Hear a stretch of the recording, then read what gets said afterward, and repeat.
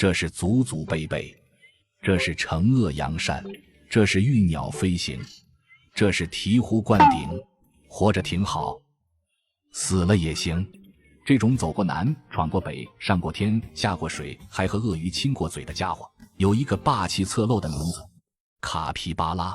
长得还算是有鼻子有眼有嘴有脸，它虽才高8斗，奈何智商感人。看到豹子稳如泰山，看到狗子波澜壮阔。秉承着一个年轻人的原则，好吃的吃，不好吃的也能吃。会做的事情懒得做，不会做的事情更懒得做。总体来说就是好吃懒做。他从不主动招惹别人，但是一旦被招惹，他就会让你知道什么叫做相安无事。后经过缜密的观察，我发现这种社会性原处喜欢被洗脑，哈哈哈。俗话说得老，越聪明的人就越聪明。如果我没说错的话，那就说对了。接下来我尽量长话短说，但说来话长。卡皮巴拉们共同生活在面积不大，仅有一个屏幕大小的水域，但这里还生活着一种异常凶猛的鳄鱼。凶猛死了！原来所有的鱼都归猫科动物管，也不知道它是不是自愿的。不过还好，最起码死之前还活过。这种猎杀鳄鱼的美洲豹是雨林中最强的猎手，四肢发达且有力，非常适合按摩。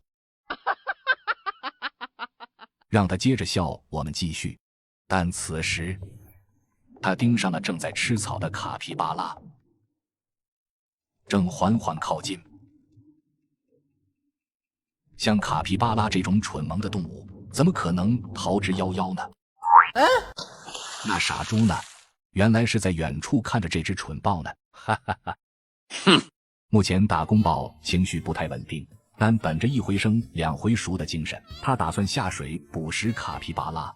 但哪有那么容易？好在这一幕被卡皮巴拉及时发现，他赶紧大喊一声以便提醒岸上的卡皮巴拉。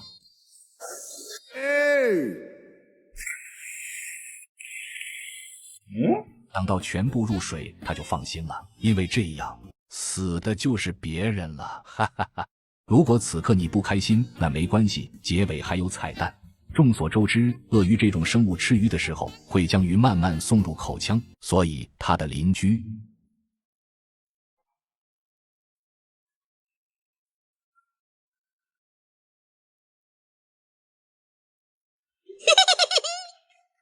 喂，哎，真的和你一样。